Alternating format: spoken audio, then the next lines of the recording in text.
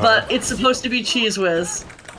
And Philly just makes them better because we're proud of them. Oh god, my gameplay's so bad right now. You were not kidding. This is so much harder to do. Isn't it?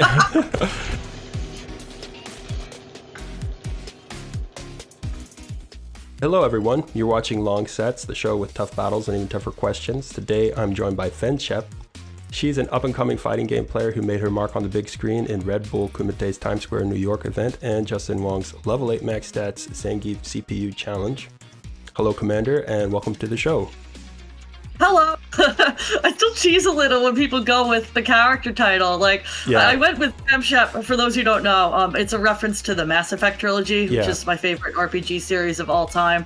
Main character is Commander Shepard. If you play the female versions, he's colloquially referred to as Shep. And I love her, so I just named myself after her. I can always tell who gets the reference and who doesn't, because if you don't get the reference, you just call me Fem, which is weird to me for some reason. If you do get the reference, you call me Shep, and sometimes I have a couple friends that'll go with Commander, and I'm always like, I didn't earn this title, but I'll take it. It feels cool. Well, there you go.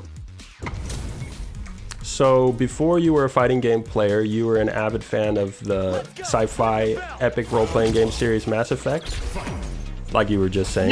So what was it about Mass Effect that made you adopt it as part of your gaming identity?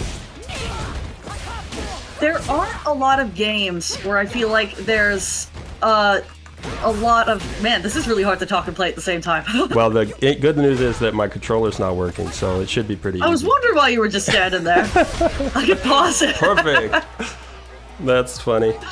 But there haven't been a lot of games historically that I've played where I felt like not only was there a female main character, but that character was allowed to be as nuanced and interesting as the male characters. And Commander Shepard is just as interesting in the female version as the male version. There's very few differences. There are a couple situations where the character encounters maybe some sexism or some weird comments that you wouldn't encounter if you were playing the male version, and some of the romance options are different depending on everybody's romantic and sexual inclinations.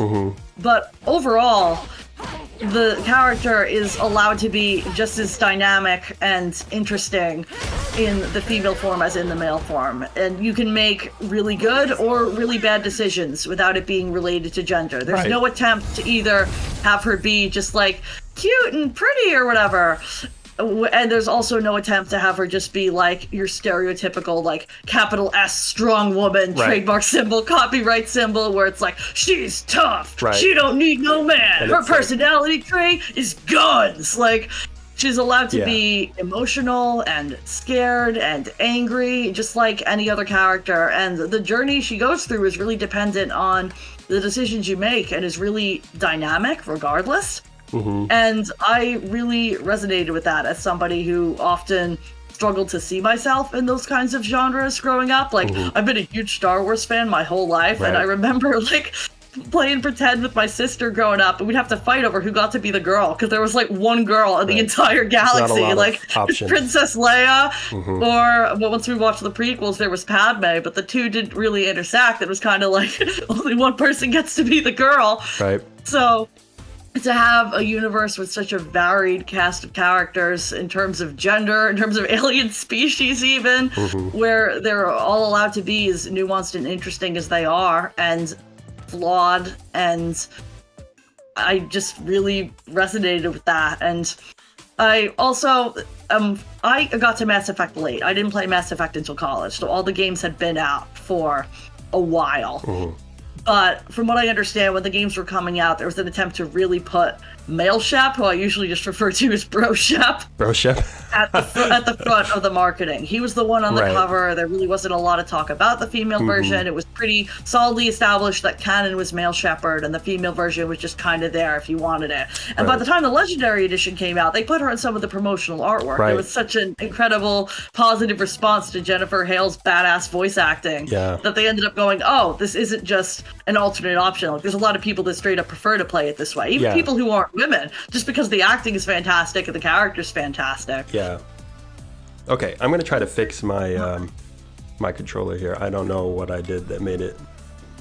All right. So that's 1-0.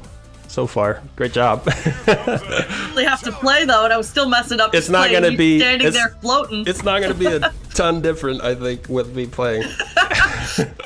All right. As a relative newcomer to the fighting game community, you might be able to put to rest arguments some old heads have about how people get into this scene. What was it that attracted you to Street Fighter, and what was it that made you decide to go all in? Thought fighting games looked like a fun time, Uh-huh. but I never really had the opportunity to play one. I like to joke that I used to play Injustice 2 like once a year for 2 weeks, or I'd watch like Sonic Fox playing at Evo and be like, that looks cool as hell. Like, it's like real sports, but for nerds, which is me. I've never been into quote-unquote real sports.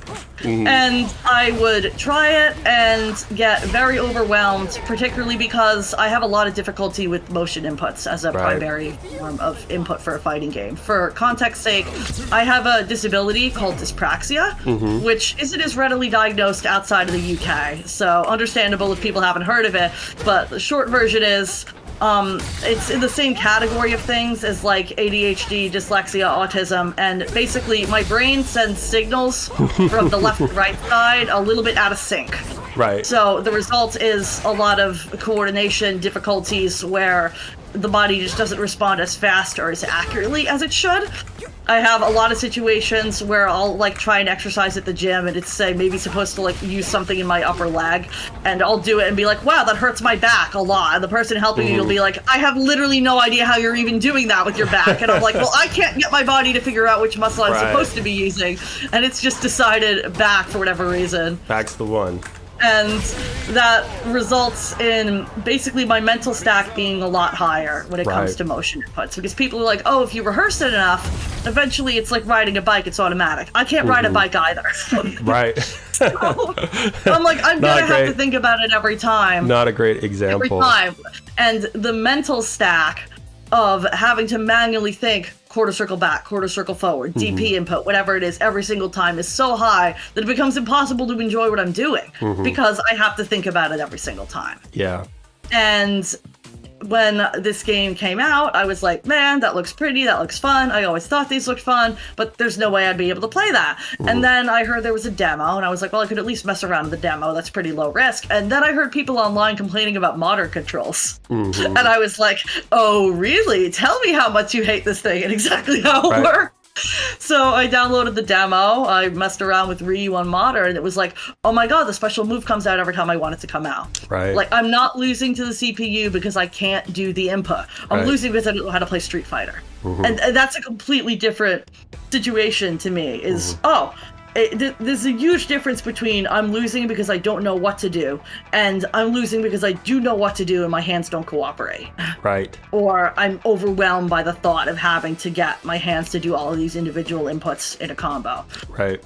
And once it became something I could do, I was just like, oh, hey, this is so fun. I've never been able to play these. And I never really intended to take it seriously. Like, I bought it on a whim, like, I think it was the week of release, just like, what the heck, this looks fun.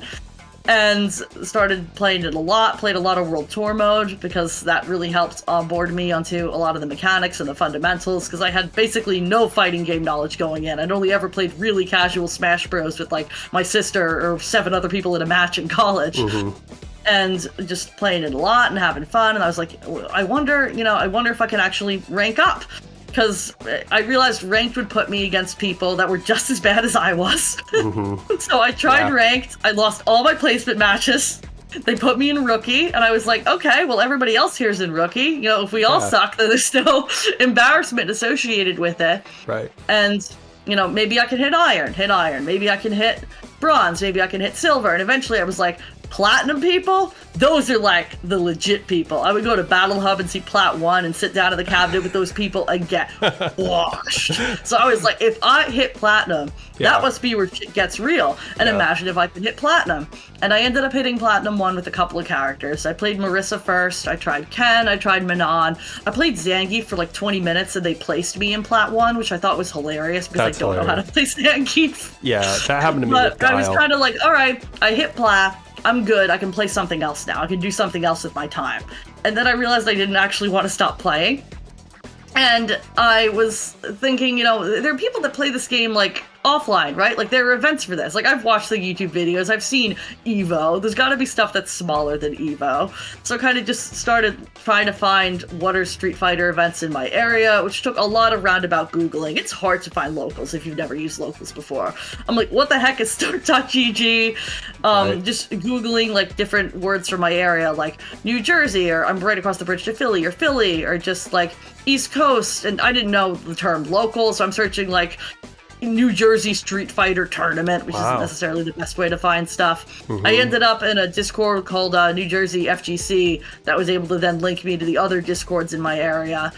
And they have a tab called Tournaments and Events that just shows everything coming up. And that got me to start.gg, and that enabled me to sign up for something. I rolled up to my first local, all confident, like, I'm Plat 1. I am the top 25% of the Street Fighter community. I'm new, and you don't see me coming, but I'm going to kick your ass. I got my ass handed to me so severely. The first local I went to was, they've been on hiatus for a while because they don't have a venue right now, but Power Surge in North Jersey. And they even have a redemption bracket. If you go 0-2 at Power Surge, you go to redemption bracket, and you have a chance to at least win that. Right. So I didn't just go 0-2 without taking a round off anybody for a month. I went 0-3 without taking a round off anybody for a month. But everybody was really genuinely welcoming and excited to have somebody new. Excited that I wanted to learn and was receptive to feedback and advice. And I was suddenly like, I haven't had a group of gamer friends or even a group of nerdy friends since college. Like, making friends as an adult was really hard. Yeah. And gaming is always something I did by myself because I'm more of an RPG person. I'm a Mass Effect person. People don't get together to watch somebody play Mass Effect. Right. And I was like, I really like these people. I think I'm making friends. Even if I continue to be terrible at this, I might as well go back and see what happens. And then I just ended up going to more and more events and seeing the improvement start to kick in, seeing my rate go up online, seeing myself lose progressively less badly against the same people offline. And I was suddenly like, if this isn't my ceiling, then where is it? And that's kind of been the refrain from that point, is I'll hit a plateau and then be like, I don't think I'm done though. Like, I don't think this is it. I think I can push a little bit further and continuing to push that little bit further and little bit further, where then if you're somebody that only plays me in a monthly, you see me the next month and you're like, what happened? And I'm like, it's just a little bit at a time. I'm just plugging away at it. You got that warrior spirit in you. Ryu got you. Something like that. That's awesome. That's a great story.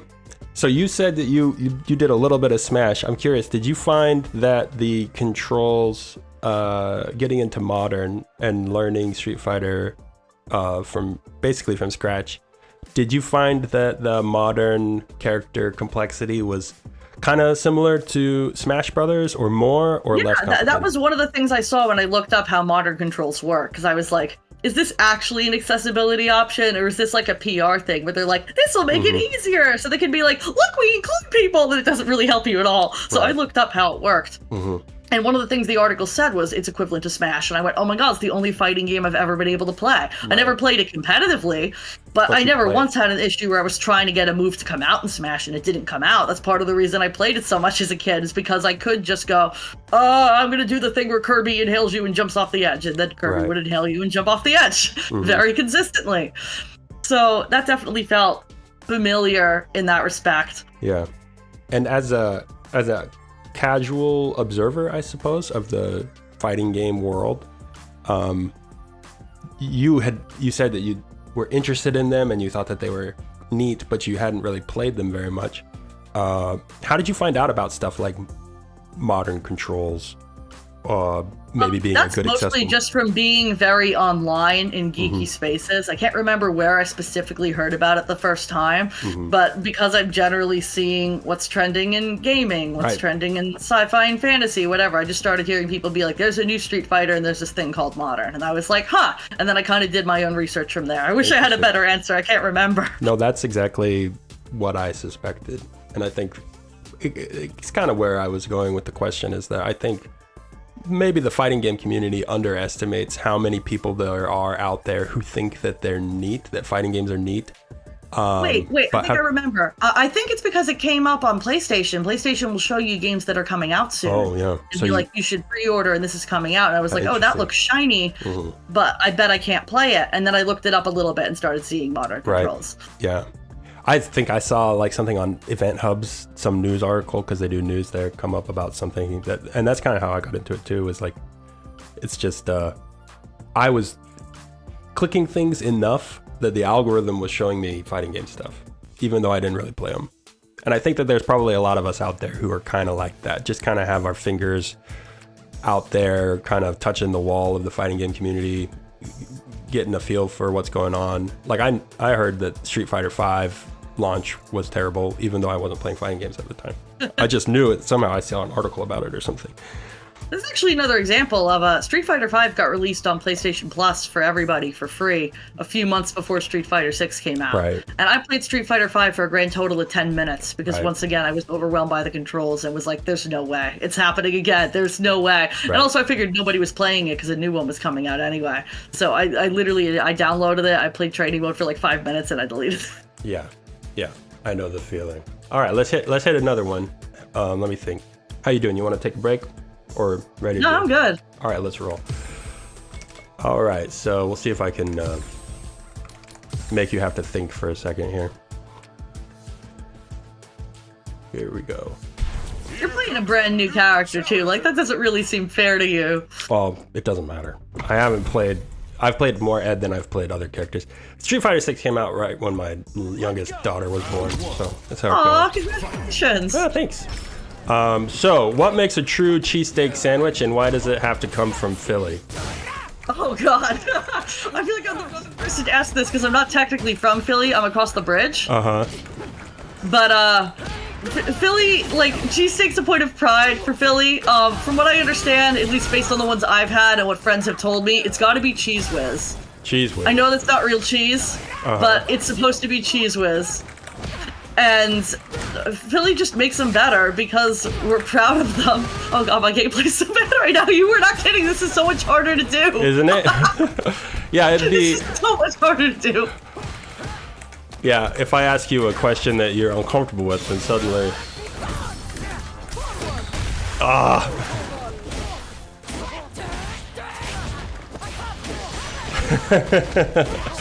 Dispense with the formalities and just kick my ass, that's fine.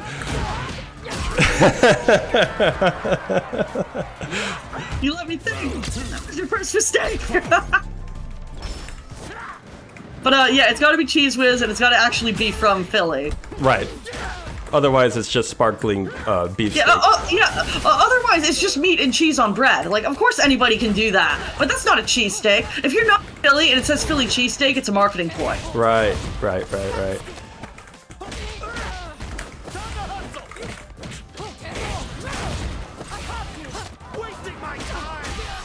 My meaties here.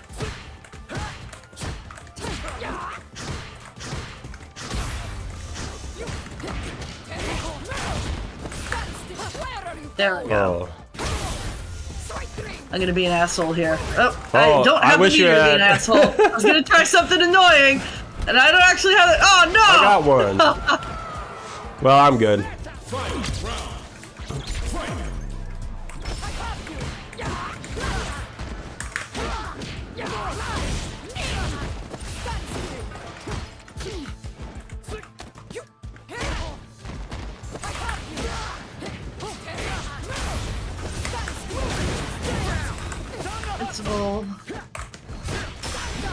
Oh, that was not what I meant to do. I was actually going for DI. I forgot I was holding back. I'm doing so much autopilot jump-ins and stuff right now because I can't, like, strategize and think about what exactly. And that reduced... What other sandwich do I have to quantify for this man? That reduced level of play and execution, that's where I live. So that's the whole idea. I'm going to drag you down to my level. So impressed by people that do commentary for like the Casa Bunch tournament on Thursdays. I'm like, do you know how bad my gameplay would look if I was trying to talk about like how I got into Street Fighter while I was playing? Well, now we know. now we know. Now everybody's gonna know. Well, yeah, and then they also know how bad mine looks all the time. All right, hit me. Okay, so as an infamous muscle mommy Marisa main, pretend I am a new player and sell me on why Marisa is the best character in Street Fighter 6. For one thing, I have always been an ancient Greece, ancient Rome, and mythology nerd, so I saw the Spartan helmet and was just like, absolutely sign me up. And when it comes to female characters, I don't know if this is true of fighting games in general or just of my limited experience with them prior, but they tend to all kind of have the same body type. Like, you look at Tekken, and they're all just these little, like, wifey-looking things. And yeah. Marisa is like 6-something and huge, and it's kind of fun to have a female character with such a dramatically different body type than what people expect. Oh man. As far as why she's fun to play, I think she's easy to pick up in terms of input. She doesn't have a lot of like weird combo buttons when it comes to like what she can do. She has a lot of target combos, and her special moves are fairly straightforward in what they do. It's also not like somebody like DJ or JP, where certain strengths of a special move are like a feint and they do something totally different. What you see is kind of what you get. Right. And if you want to just jump in and do big damage and be a bully, Marisa is the way to do that.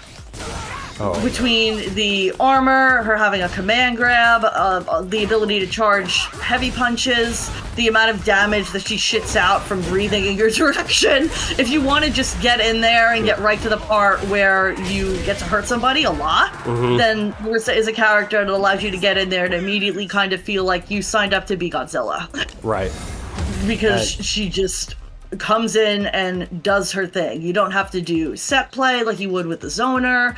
You don't have to worry about especially complex movement. You can't jump off walls like a Rashid or a Chun-Li. As much as you could complain about some of these things as negatives, like, oh, she's slow and she has a fairly linear game plan, that makes her easy to pick up and then find the nuances within that. When can I sneak in a command grab? When can I cut a combo short where you think you're still in the combo and actually you've been resetting and get a command grab? Or what situations does the armor work where you would think it wouldn't? Charged OD Gladius beats every single DP in the game except Rashid. Interesting. And if you hit OD DP, you think that means it's invincible most of the time, unless you're somebody that's really plugged into the frame data or and stuff. DI, you expect or DI. The first time anybody gets a Gladius through DI or an armor stance through DI, it's just kind of like, what just happened? And it's fun to be able to jump scare people like that. Yeah, even now I keep hitting DI when I see charging Gladius right now, because I'm like, oh, this will work, and it's like, oh no, that won't work. Actually, it's a good thing. Oh, and Allegra Clark's voice acting is fantastic. Also, she kills it with Marisa, and she has so much fun with it. Anybody that watches this, if you haven't seen that YouTube video of Alex Lee and Allegra Clark just playing World Tour and Street Fighter together, it is so freaking funny, and they're having so much fun with it. I didn't know I needed to hear Marisa hold out a plushie and say "Take the Among Us" in her like Marisa accent. Until I heard it, and it's beautiful. That sounds great. I'll have to check that out.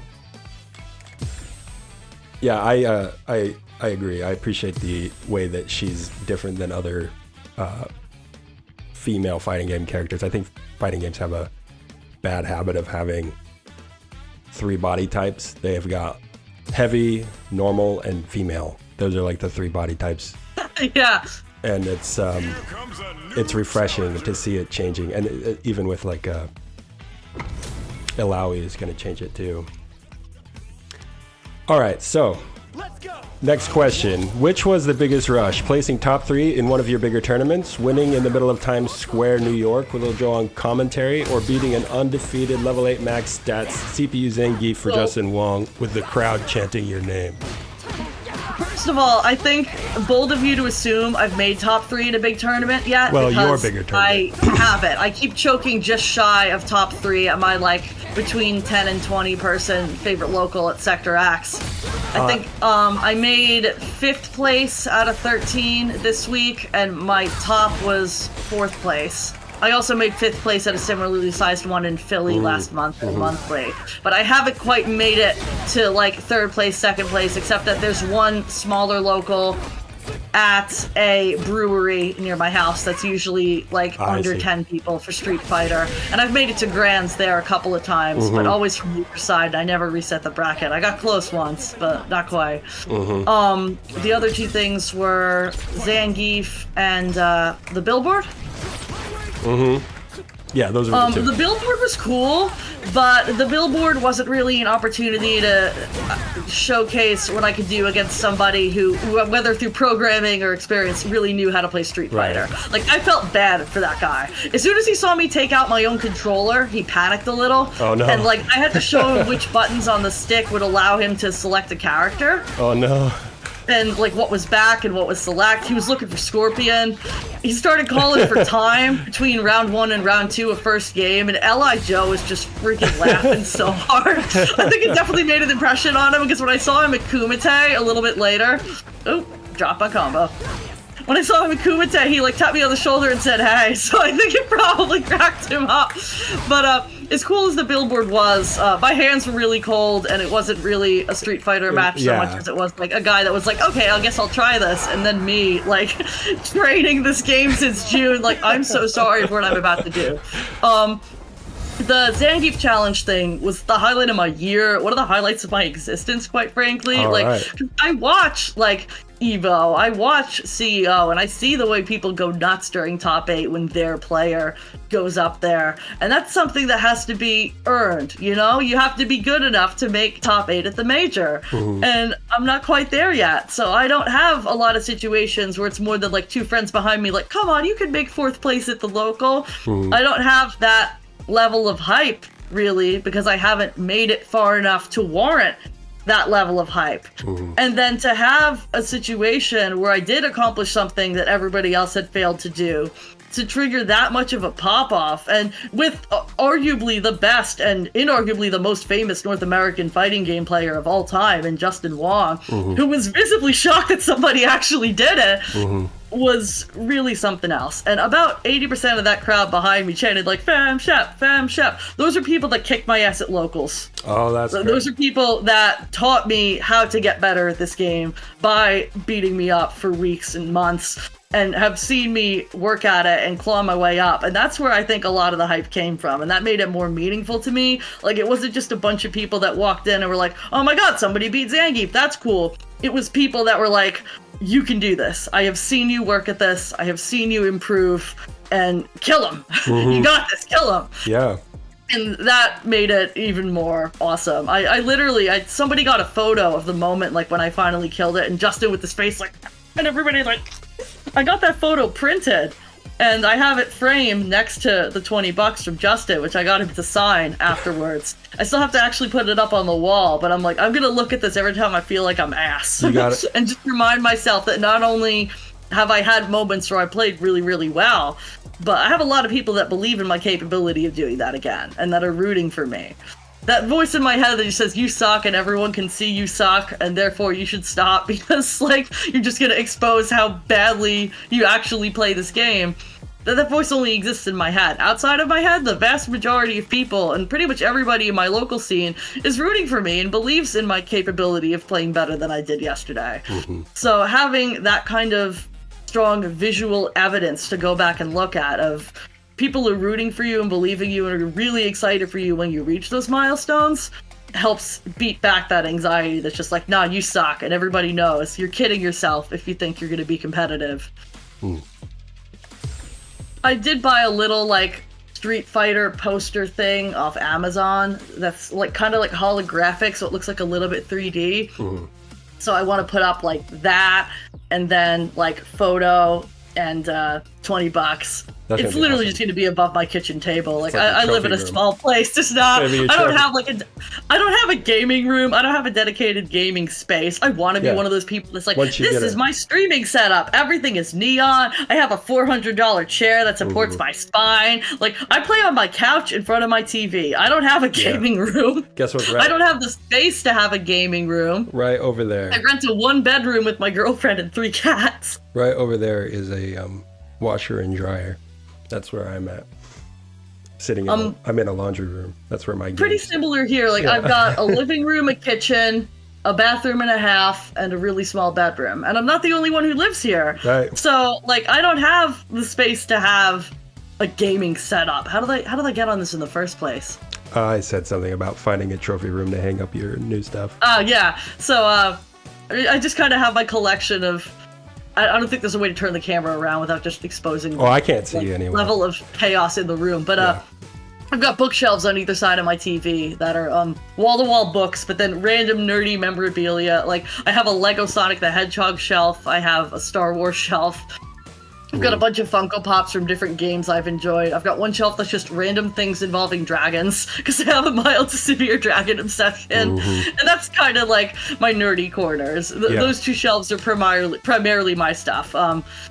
I've got a shelf and a half for my books, and my girlfriend's got a shelf and a half for her books. She has periodically lovingly reminded me that my random nerdy tchotchkes cannot slowly creep onto her shelves.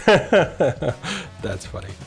You have a predilection towards fantasy sci-fi that you've talked about in the past, including I actually write young adult sci-fi and fantasy novels outside of my day job and outside of gaming. That's been my side hustle much longer than the fighting game thing has. I've been saying I'm going to write books and I'm going to try to get published since I was a little kid. I signed with my literary agent in fall of 2020 for my first book, and then ended up writing a second book, and I'm optimistic about eventually getting where I want to be. I can't really say any more than that, but that's something Wonderful. I'm hoping to share more about going forward, maybe a little bit. I put up a poll last night on my Twitter, actually, of like, hey, if I tweet a little bit about my books too, like, do fighting game people want to hear that, or is that just going to be really off topic?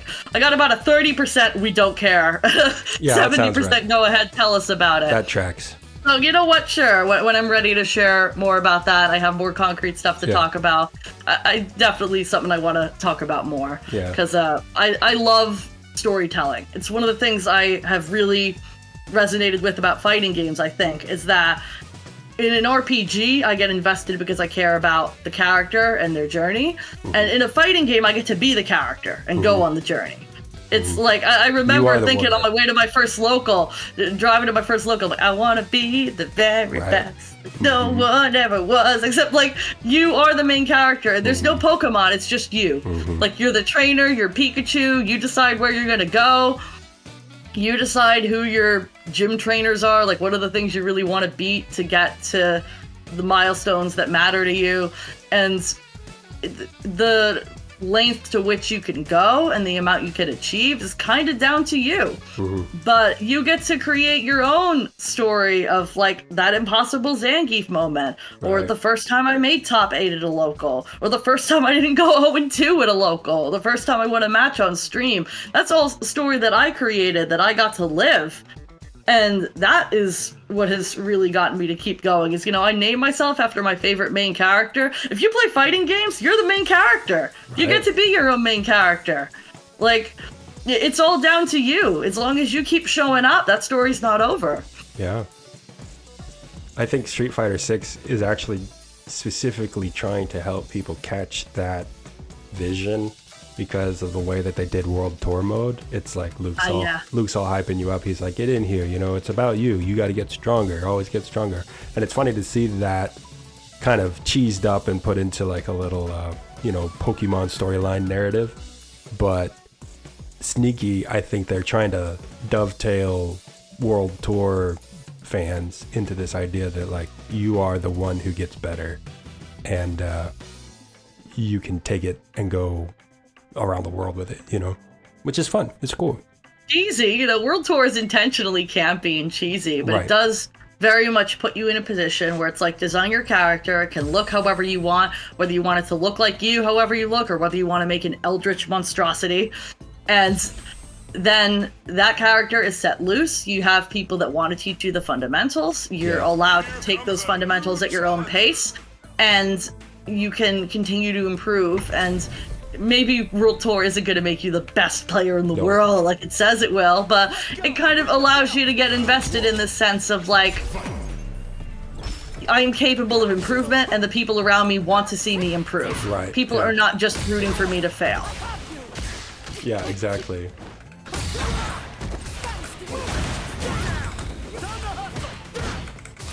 Okay.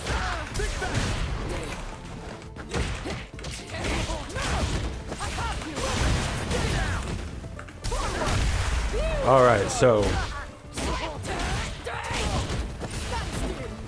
my next question is, Justin Wong was famously eliminated from the fighting game spelling bee for the word deodorant, after which he tweeted, "The Asians don't wear deodorant." Having been in the same room as Justin Wong, you can confirm or deny that Justin Wong in fact smells like cheese puffs and speed stick. Justin Wong smells like Cheese puffs and speed stick. talent. Talent. Smells like talent. That wasn't the question. A surprising amount of emotional support. He smells like the emotional FGC support. in general could maybe stand to be a little more aware of its hygiene. But not Justin Which specifically. I think is why that joke was so funny. Yeah, it was great. One of those things. The Shoot, I screwed that up very badly. And that gets to the real point of maligning Justin's personal hygiene. It's all about the misdirection. Come on, you're gonna disappoint me like that? All right.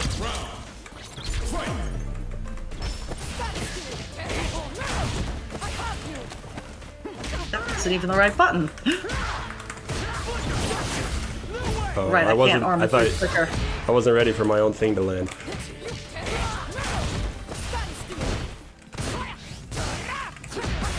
Where are you going? Sweet dreams. Gotta start assuming you're gonna reversal there. I keep thinking I could just DI at random because you're not gonna like counter it and you're like throwing me out of it. Oh god, no. Is that gonna kill? Oh. Oh, geez. Oh, that was not what I meant to do, but it worked.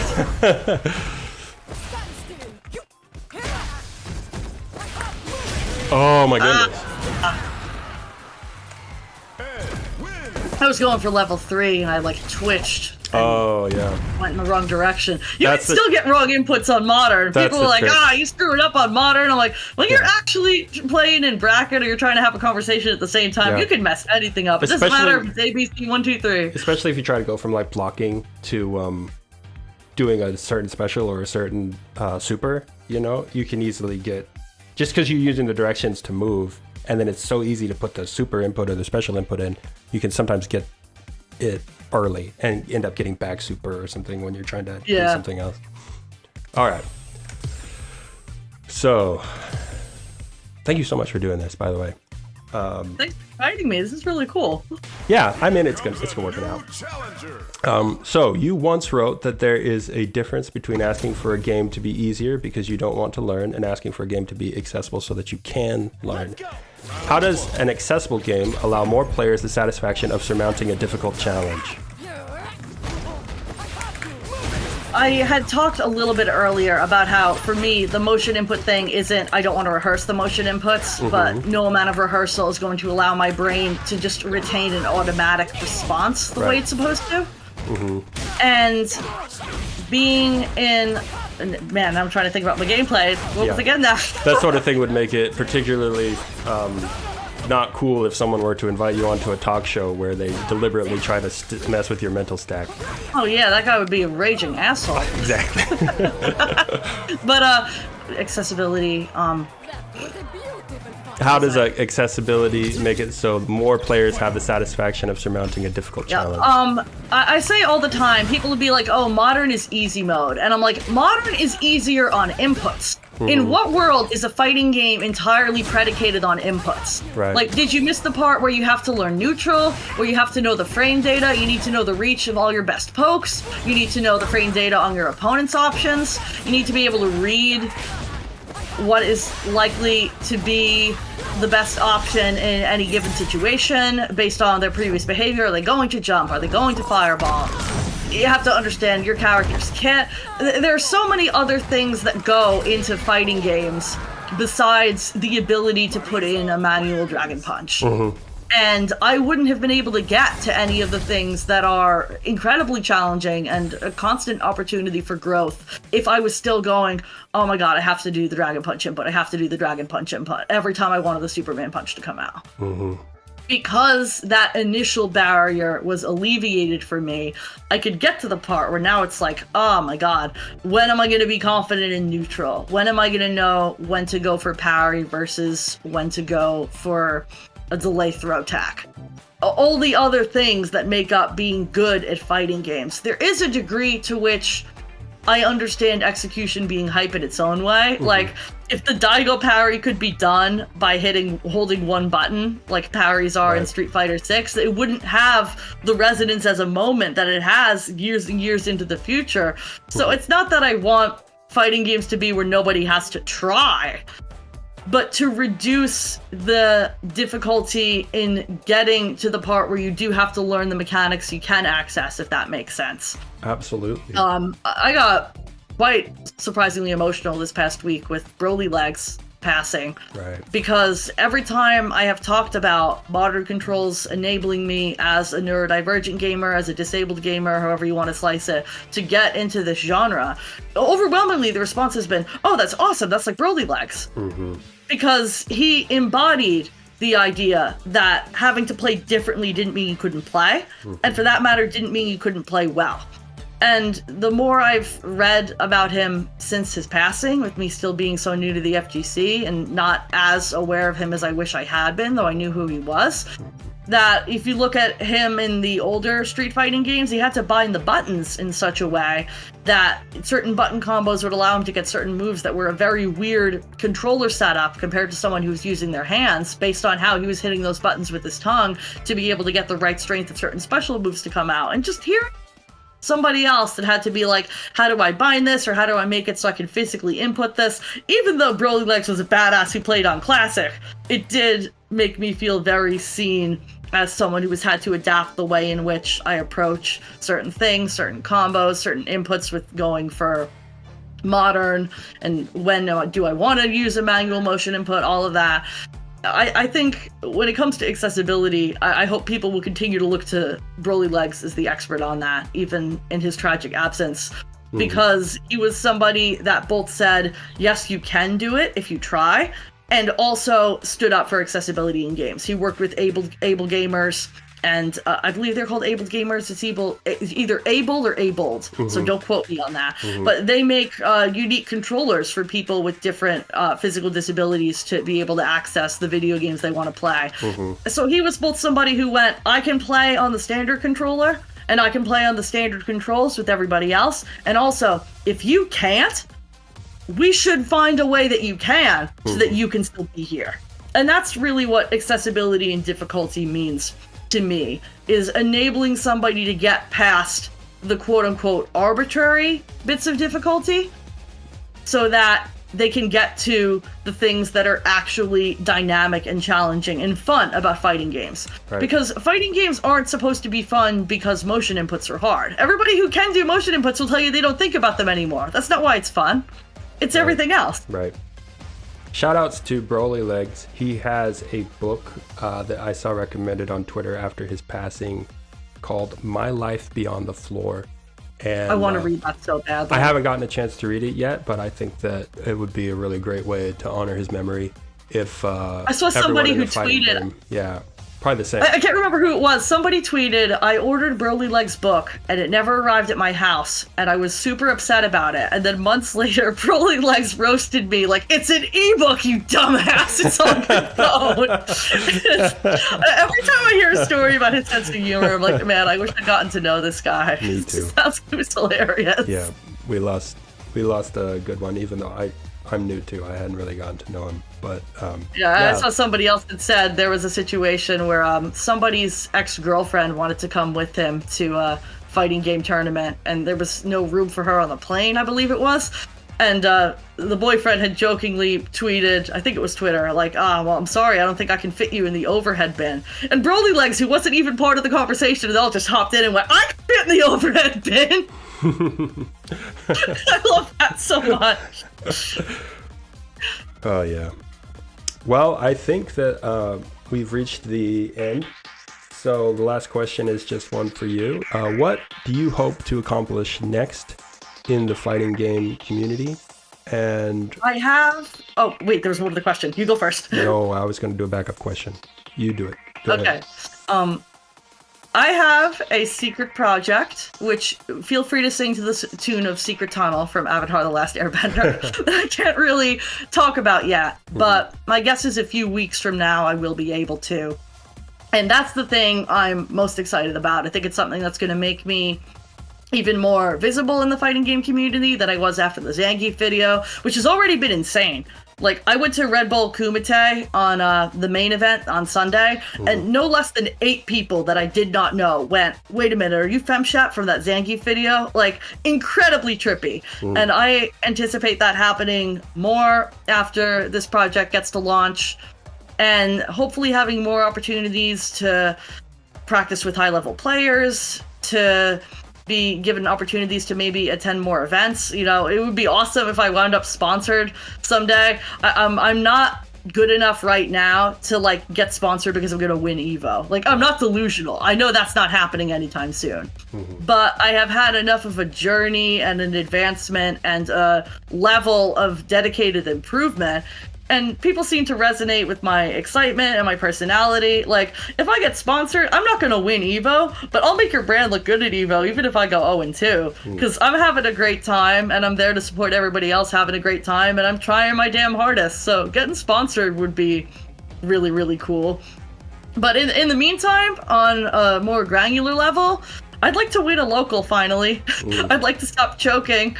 On my ceiling so far, if I have a really good day at a local, I go 3-2. Then it gets to game 4, and I'm like, it's happening! It's happening! I had a choke. It's never happening. Yeah. And often it's something that I think was winnable, but I get in my head about like, oh god, it's the time again. The bell is tolling. It's time for me to go home. Yep. And that I choke. I want to break through that 3-2 ceiling, and I'd like to win a local at some point, finally. Well, best of luck to you. Oh, now I just realized you asked earlier, have you ever made top 3? I did make 3rd at Sector X one week, because I made the photo one week. I almost forgot about that. Yeah. It did happen once. I stalked you really well, still can't compete with the Zangief video. I was pretty sure at some point you called what would have been a bigger tournament. But that is a moving target, like you already talked about, for you. Yeah. As you keep reaching onward and upward, so... Maybe what it is that if I want to get out of pools in a major, I need to be consistently making like top 5, top 3 at my locals. And right now that's not consistent. I have times where I play really, really well and I do make top 3, and I still have weeks where I go 0-2. Right. So I got to get more into that consistent space. Onward and upward. Regardless of who I get in a pool, I have a solid shot of getting out on winners or losers side, one way or the other. Well, best of luck to you. Thank you so much for being on the show. Did you have a second half of the question? I cut you off in the middle of your question. No, I have a backup half for people who don't have projects, and I was just going to go into it, but you actually had an answer for that. So it's something like, secret project. What do you have going on next? And why do you think that everyone should play fighting games, and what games? I can still answer that one. Yeah, happy to. Yeah. I think everybody should play fighting games because it's a really concrete opportunity to see yourself push past what you thought were your limits and become better at something by the sheer virtue of continuing to show up and work at it. Like, fighting games have made me more confident in other areas of my life. They forced me to get out and meet large groups of new people where I hadn't really put myself out there as much since college when it came to making new friends, and especially having just moved to New Jersey, making friends in a new state. It got me used to just putting myself out there and being like, what's the worst case scenario? People don't like me? Fine, I'll go somewhere else. I'll make friends somewhere else. That when I deal with challenges, and right now I'm looking for a day job because unfortunately my current position just got eliminated, I'm kind of going, well, look how much I've improved from showing up every day in Street Fighter. As silly as that sounds, I'm like, I've continued to show up at that, and the improvement is now visible. So if I continue to send out applications and continue to polish up my resume, eventually I'm going to get where I want to be. And having that kind of concrete confidence boost that you can see recorded in numbers and rank in how you do at locals, however you want to quantify it, see that improvement for yourself, and see that you are capable of more than you maybe thought you were when you first showed up, that is just an awesome feeling. And it's something that is becoming increasingly accessible to more people. There are more women in the FGC. There are more queer people in the FGC. There are more disabled and neurodivergent people in the FGC. And beyond how awesome it is personally to see your progress in a fighting game, man, does it feel awesome when you think, if somebody sees me doing this, they'll think maybe I can do it too. And the extreme version of that being Broly Legs, and how many disabled gamers he undoubtedly has brought into the fold. And then on the much more small level for the moment, that, you know, I like to hope people see me on stream at some of these events, or see me in the Zangief video and go, the girls play Street Fighter. Because I know girls play Street Fighter. I'm not the only girl at my locals. I'm not the only girl I meet at majors, but there's not a lot of us. And the more visible some of us are, the more women are going to go, oh, hey, I could do that. I could show up. I'm not going to get laughed out of the room. I'm not going to get bullied out of the room. I could show up and see what happens. Well, and I just think that's awesome. I do too. Thank you so much for being a part of the community and being a part of the show. We've got a really awesome community, man. Like, I'll be the first to say, I don't want my positive story used as evidence that there aren't bad actors or bad elements. Right. Because there's plenty of things that need to be worked on in the FGC. Yeah. But my experience, I think, is emblematic of what the FGC can and should be. In that all of my experiences offline in my local scene have been positive. Yeah. Everybody's welcomed me. Everybody's wanted to help me get better. Everybody's been a good sport about the times I did eventually beat them. A real eagerness to include me and support me and treat me exactly like everybody else. And if more scenes do that, you will have a more diverse crowd at your locals. That's really what it comes down to. And that will become... because when somebody is as welcomed as I was, like, now I'm an evangelist for our local scene. I hear somebody go, oh, I've never been to an offline event. And I'm like, here are 4 you should try. I can guarantee you all of those people would be happy to see you, even if they kick your ass. And they will tell you why you got your ass kicked, and you'll get your ass kicked less the following local. Once somebody has a really positive experience and feels included and feels capable of continuing to improve, they're going to tell more people. And that's how you grow a scene. That's how you grow the community. Awesome. Okay, well, I'm going to stop recording. But I will also stop recording. I almost forgot I was also recording. Much. That was awesome. Thank you. This was really fun. Yeah, it was fun.